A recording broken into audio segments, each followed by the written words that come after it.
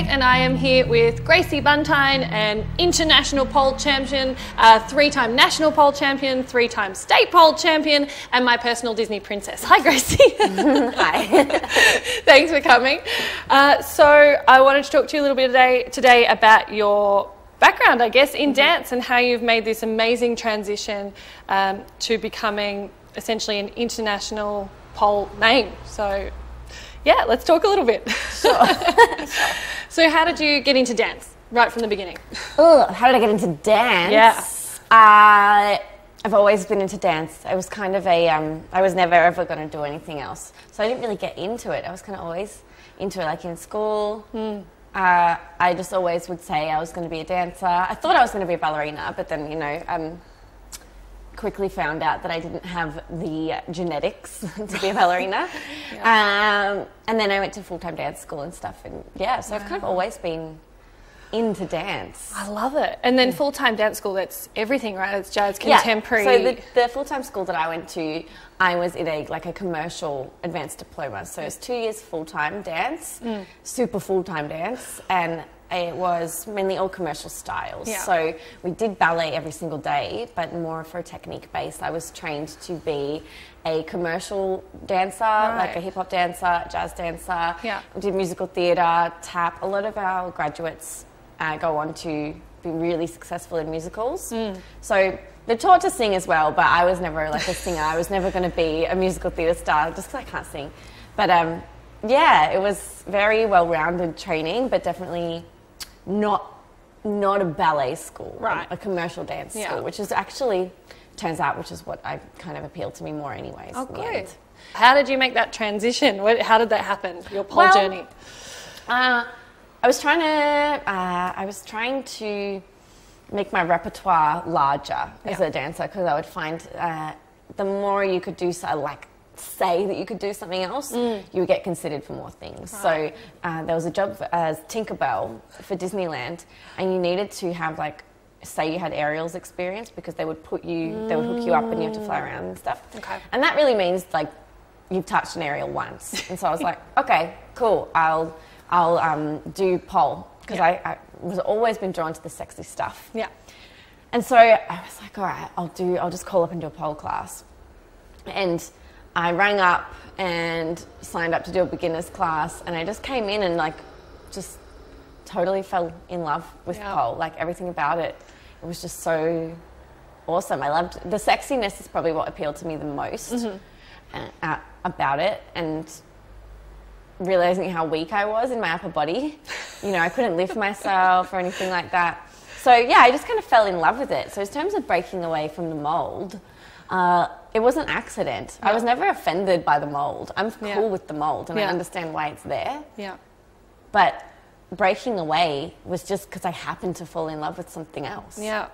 Isn't that funny? Yeah. Wow. And so then you studied pole, I guess we'll call it, studied all the way through at Pole Divas in Melbourne, and you have become an instructor. How long did that take? Not long. Not long? Only because they needed, it was just circumstantial. Yeah. They needed somebody. Yeah. I did beginners there. And being a dancer who was kind of currently in that couple of months out of work, I had no money. So I could only afford one class a week, and I would do my beginners course. Yeah. And, you know, fell in love with it. And at that time, I think they were going through some changes, and they were like, we need an instructor or two immediately. Yeah. And they held an audition, and I was like, man, I really like to do it, but you know, I won't, because I know one thing. I know how to sit on the pole. That's it. Yeah. And the advanced class was on before my beginner's class, so I was very aware of the fact that I knew nothing. Yeah. And my instructor at the time was like, you should go to the audition. And I was like, I'm a dancer, I'm used to going to auditions. Yeah. Sure, I'll go. Yeah. So I went to the audition, and basically I could do maybe 30% of it, because it was, you know, show us your hardest tricks, break down how to teach these tricks. I've never even seen those tricks before. You know, it was all I was just dancing around, floating around, doing nothing, repeating the same trick, the beginner's trick over and over again. And yeah, I left and I was like, oh yeah, ouch. I realised how shit I am at this. But, you know, I feel like I can dance, you know, but I can't do anything else. And then I ended up getting it only because of the fact that, I guess they could see potential. I just didn't know anything, and I also was not very strong. Yeah. So I ended up getting a job teaching there when I was like just graduated beginners. So I was in the second, like the low intermediate level. So I was only teaching beginners because that's all I knew. And it was kind of, teaching people that were in my class with me. The time before, But, you know, I was lucky. I was lucky because that kind of means I then have access, you know, to everything that they can offer, which is really lucky for me.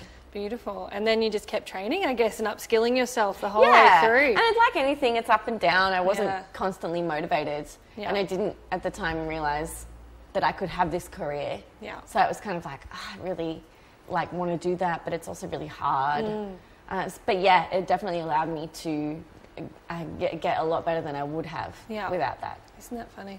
And is there a point where you realised this has now become my full-time career? Like at the time when you first started teaching, were you still working on commercial jobs and that kind of thing as well, and other auditions? Yes, I was.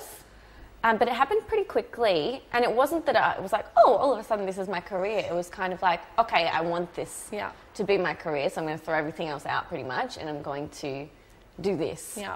So it was more of a decision rather than I realised it was my career. It was like, no, this is what I want to do now. I finally found my thing. Dance has always been my thing, but, you know, it's such a fight. I was always really short and you know, fighting your way to the front, and I just felt like this is a solo thing, which as a dancer in dance school, all you're fighting for is being the soloist, and this is a soloist thing. So if you can make it like this, like I was like, I get to be at the front of the stage, you know? Wow. So tell me about moving into competitions and your first pole comp. My first pole comp was Miss Pole Dance Victoria. I'm going to say 2011 or 2012. I actually can't remember. Close enough. And I've been pole dancing for, let's say, 6 months all up. So not a very long time, and it was kind of on and off when I first started as well. Like as I said, it was 1 class a week. And this thing came up, the pole divas were running it at the time, so I kind of, you know, they were like, oh, Miss Pole Dance Victoria. I was like, I really want to do it. I feel like I could put a show together. I don't know anything about the industry, nothing about anything, really. I just really wanted to perform. And also at this point I decided I want to try and make a career out of this, so I need to get myself, this is obviously, I can kind of see the people who have started to do that are doing these competitions. Especially Miss Pole Dance Victoria, it was a big one at the time. And so I threw a routine together, just like I think about it now and it's just like, oh my God, like so wrong, so bad. Everything about the process that I did. I was just messing around really, not enough structure. You were in it. I was in it, you know what I mean? I did it. I did a show that I would like, I still like, I think about it and it makes me like laugh, but I also think it was fun and it was a good intro and there was no pressure. I wasn't anyone. No one knew who I was, no one cared.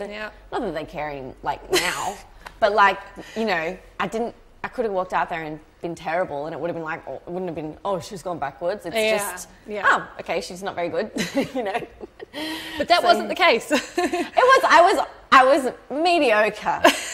I was very mediocre, but I don't regret it. It was a really good intro, actually. And did you love it, like that feeling? Oh my God, I loved it so much. I loved it so much. I did my own, like I sewed sequins on the back of my own costume, like just terrible.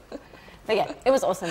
Oh, I love that. I really love that. And you can tell with your competitions even now and even in your routines that you choreograph for class, I love how much of the performance aspect is always in it. It's not a trick. You can tell your dance background. You can tell you're passionate about storytelling and that that whole side of it, which I love. Is that something you love to put forward, like the storytelling? Of course.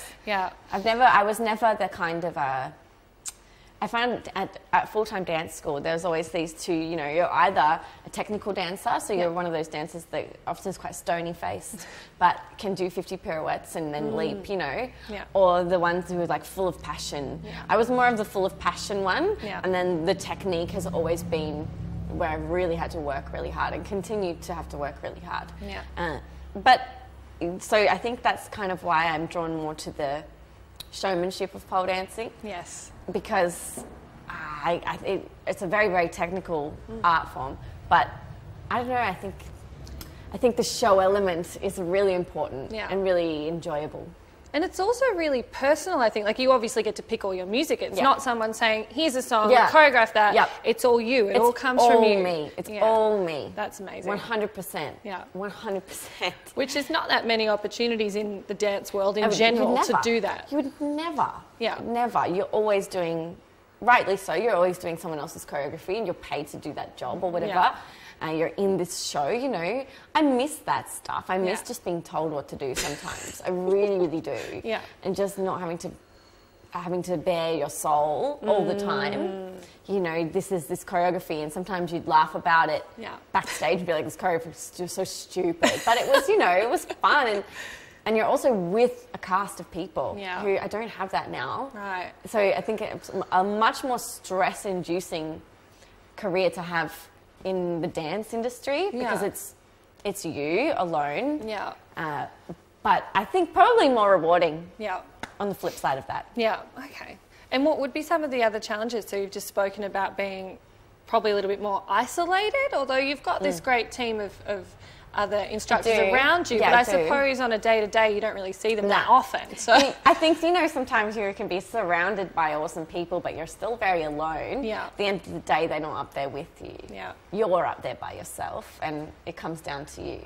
Do you find that maybe do you have like a little happy space that you sort of build that you can go to in yourself, or like at home? I know you've got pets, so that you take a lot of joy in your animals. Yeah. For me, creating the happy space has actually been creating like a division in my life. So to make my happy space would be a place that has nothing to do with any of this. Wow. And that reminds me that there's more going on, and I'm more than, you know, if I had a shit day on the pole, or I'm feeling really weak, or I'm feeling large, or I'm feeling inflexible, or whatever. My happy space is going, pole doesn't exist, you know? And it's the most like calming, okay, I'm all right without this. Yeah. So I've got my animals, and I've got, you know, friends around me or family around me that don't care and don't know about pole dancing. Yeah. And I find that like really soothing and awesome. Yeah. To have a different part of you. I think if I had gone home and then my partner, you know, knew about pole and talked about pole, I'd feel more stress. No escape. Yeah. Yeah. So it's really, really awesome to have, you know, a day or so a week where you just... It's not your world. There's something else. Yeah. It's really nice. And it makes me want to go back. Yeah. Makes me go, I really want to get on the pole, or I really have this idea to do this trick, or to dance a certain way, or and it makes me want to do it. Yeah. Lets you breathe a little bit, I think, having that kind of balance. Yeah. Balance. Yes. Balance. I love balance. Good. Now I think you are starting to train other girls, so it's kind of starting to come full circle. Yeah. So I know that you work with trainers when you work on competitions now, and now is it some of your students that are coming up through and saying... Yeah, well, it started off as just students, and now it's kind of people from actually all over the world who I coach, in some really closely, and others just, you know, they'll want help with a certain routine or something like that. So I really enjoy all of that. It's something I actually didn't think I was ever going to enjoy. I always thought, because you have to be quite selfish when you're a solo performer. Right. And I would always think, no, I don't have time to coach people because that's really consuming. I just need to focus on me. And I think now, as I'm a little bit older, I found a nice balance of I'm still competing. I'm still, you know, it's all about me in a way. Pushing your name out there. But I really enjoy coaching now. I really enjoy it, and that's definitely something I want to continue with, and over the next couple of years make more of, you know, my main career as I start to cripple. Start to cripple. I love that. Well, it is a physical sport. We should say that it is very much. Would you have any advice for people who are just starting, either in the general dance world or pole specific? Ooh. If someone was starting out, great, I want to do that. General dance world, I'm out of a loop these days, so I don't know. So no. But for the pole world, I mean, I suppose, and that's like, if you want coaching, come to me and I can help you. We'll put links down below for Gracie's website and all the coaching links. But basically, it depends on the person, you know, and this isn't meant for everybody. Yeah. And sometimes, it's such a brutal thing to say, but sometimes there's a difference between wanting something and doing what it takes to achieve it. Yeah. So I think it's important to identify within yourself how much do you want this? Yeah. And are you willing to you know, commit yourself to it? And some people just want to do it casually and do some amateur competitions, and that's awesome. Yeah. And some people, like me, I wanted to make it my whole life. Yeah. So I think it's important initially to identify what you want to achieve from it, so you're not left feeling empty, you know.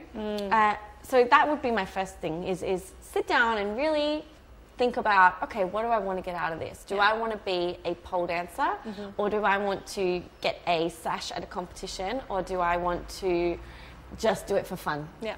So if you're having those feelings, kind of try and sit down and figure out exactly what you want, and then figure out the best way to achieve that for you. So identify your strengths and weaknesses. Yeah. Okay, I'm a passionate performer. I am really, really strong, but I have no flexibility. So then you would try and work on these weaknesses and also work on your strengths. So find people and avenues that you can get better at everything, and try and make yourself as well-rounded as possible. And then also schedule, organize everything. Okay, I want to do this competition and this competition. This one's at this time, this one's at this time. I'm going to create this routine and this routine. I'm going to get Gracie to help me with this one, or I want to do this all by myself. So I think not floating. A lot of goal setting. Not really, floating around going, I really want to be a pole dancer, so I'll go into my local studio and I'll train for 4 hours. Yeah. That's not what I would suggest doing. I would suggest sitting down and identifying what you want and finding the ways to achieve that, because it's a difficult thing to do, and you know, you want to be efficient with using your time, and also just checking in, making sure that you love it and that you're creating things that you really, really want to do. Yeah. And reminding yourself that you love it in whatever way that works for you. Because sometimes you do get bogged down with the, I must achieve, I must train. So it's really important that you continue to remind yourself that you love this and that you want to do it. Yeah. And then I think, I love it. That was awesome. That was great. No, but it's fantastic. But that's what it is. It is all the goal setting. Well, you know, you could say, just have a great time and train, and if you love it, then you'll make it work. I don't know. Yeah. I'm so nice. No, but it's not. But I think sometimes advice is a little bit too general. You know, just if you love it, you'll make something out of it. Yes. But if I was sitting there asking advice, I'd want advice. Yeah. Well, that's what this is all about. This is all about those specific steps that you can take. So, because so many of us feel like, I'll just wait till I get discovered, or I'll just flit around in it and something will happen. But strategic goal setting of where you want to be and why you want to be there, I agree, is so important. Yeah. Well, thank you so much for coming, Gracie. So we're going to put all of her links for her website, and if you want YouTube channel, or if you want to see more of Gracie, if you want to get in touch about coaching, it will all be somewhere here. Lovely. So thank you so much for coming. Thanks, Kay. Yeah.